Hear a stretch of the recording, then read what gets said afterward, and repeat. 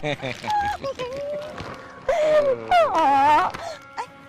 thank you. Baby Kek, natagalan ka yata tumakas. Oo nga eh, kasi yung anak ko nakipagtalo na naman sa akin eh. Dahil na naman ba yan sa anak kong si Jed? Alam mo, ewan ko ba dyan sa anak mo tsaka sa anak ko. Palagi na lang silang away ng away. Naku, Baby Kek. Oh, Eh, ang problema lang naman kasi ang anak mo eh. anak ko. Naku, eh yung anak mo nga eh, parang hindi lalaki. Pumapatol palagi dun sa anak ko. Ano tawag mo dun, di ba? Teka lang, Baby Kek, ha? Hmm. Ano gusto mong palabasin? Nabakla yung anak ko? Ay, wag ganon. Kasi pag ganyan ka, ay sigurado magkagulo tayong dalawa. Baby Cake, wala naman akong sinasabing ganun eh. Saka isa pa, wag na tayong dumagdag pa sa gulo nila. Ay, hindi, Baby Cake. Hmm. Talaga magkakagulo. Lalo na pag nalaman nila na mag-boyfriend, mag-girlfriend tayong dalawa. Ayan na nga eh. Kaya mas mabuti pa, mag-isip tayo ng paraan kung paano natin pagbabatiin yung dalawang yan. O sige. Paano gagawin natin, Baby Cake? May naisip akong paraan. Ito. Dali, wala ko naintindihan. Nakikiliti kasi ako eh. Ha? Isa pa. Saba.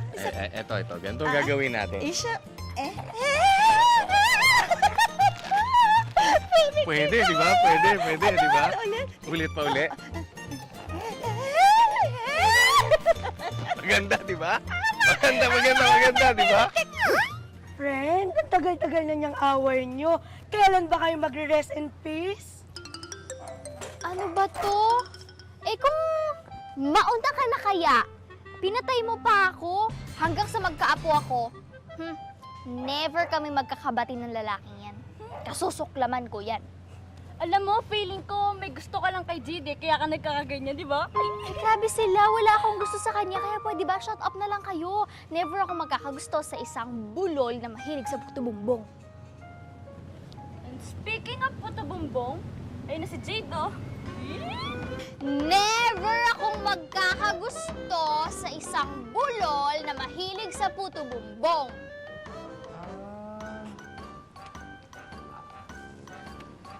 Excuse me? Ako ba pinaparinggan mo? May iba pa ba? Meron pa bang iba ditong lalaki na bulol na mahilig sa puto bumbong? Wala na, di ba? Aminin mo na kasi na kaya ka ganyan. Kasi inggit ka sa beauty ko kasi bakla ka. Bakla pala.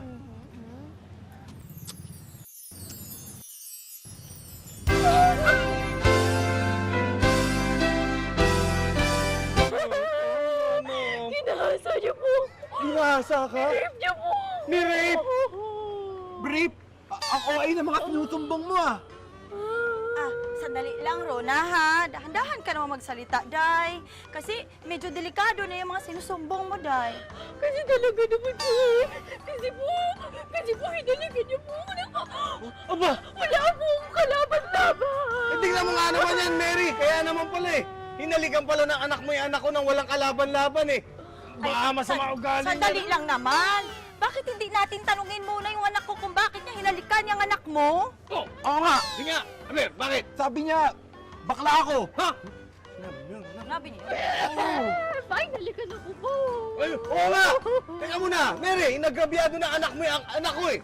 Ibang usapan na yan. Alam niyo, pag naalaman to ng mga kapatid niya na nasa ibang bansa, humanda kayong dalawa, naku. Maghahalo ang balat sa tinalupan. Maghahalo daw ang balat sa tinalupan. O, narinig ko, anak. Joseph! Wala akong pakialam sa mga kamag-anak mo abroad. Ha? Hindi ako natatakot sa kanila. Gusto mo magsama-sama pa kayong lahat. Hindi mababago yan na ang may kasalanan dito, yaang anak mo, hindi itong anak ko. Oo, dali lang ha. Ganon ha? So ngayon, gusto mo kahit tayo mag-away na rin ha? Ay, wow! Huwag mo akong hinahamon! Mama, lalaki. Wag na! Wala akong pakialam, anak! Wag mo akong hinahamon! Pag kinanti mo talaga yung anak ko, ako makalaban ninyo!